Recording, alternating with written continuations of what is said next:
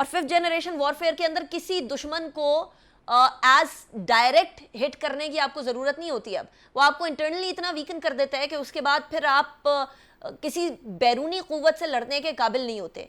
और at this point जो हमारी बीच की खलफशार है वो इस कदर बढ़ गई है कि हमारे आसपास के दुश्मन, बिलखुसूस इंडिया, बाकी दुश्मनान इसका पूरा पूरा फ़ायदा लेने को तैयार होंगे, और हम लोगों ने इसको in form of increase terrorist activity देखा भी है। इंटरनल पॉलिटिक्स को कितना ज़्यादा ज़रूरी है कि उसको काम डाउन किया जाए, सेटल डाउन किया जाए, और ये पॉसिबिलिटी भी आपको नज़र आ रही है इस पॉलिटिकल हाइप में।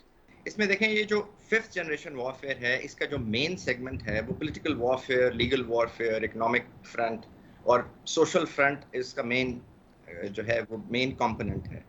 अब आप हमारी सोसाइटी को देखें, जैसे आपने कहा कि जी पॉलिटिकली अनिका, जैसे सोसाइटी हमारी डिवाइडेड है और डिवाइड हो रही है, और एक पॉलिटिकल एक इंस्टेबिलिटी है। तो नेचुरली जब जिस मुल्क में एक पॉलिटिकल इंस्टेबिलिटी होगी, तो वो जैसे अभी एम्बेसडर साहब भी कह रहे थे, जैसे दुरानी साहब ने कहा, जैसे मलिक साहब ने कहा, देखें अब खाली केबल और साइफर जो है वही आपका इमेज बाहर पोर्ट्रे नहीं करता, जो कि एम्बेसडर या एक फॉर्मल चैनल के थ्रू है। अब तो ग्लोबलाइजेशन की वजह से, अब तो ट्विटर की वजह से, अब तो फेसबुक की वजह से, स्काइप की वजह से जो कुछ आपकी कंट्री में हो रहा है, लोग उसको लाइव देख रहे हैं। और जो डिसीजन मेकिंग है बाहर की कंट्रीज में, वो आपको पता होगा कि वो पब्लिक ओपिनियन पे बहुत ज़्यादा डिपेंड करती है।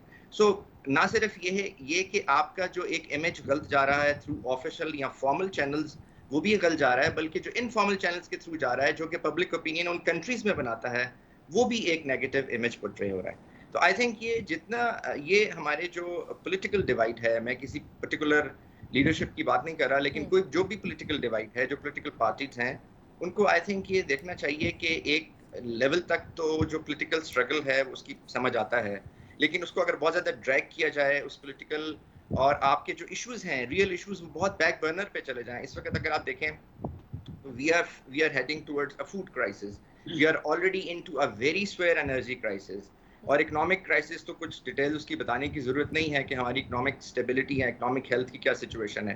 तो आई थिंक ये सारी चीज़ें, ये क्वेश्चंस भी तो पॉलिटिकल क्वेश्चंस हैं।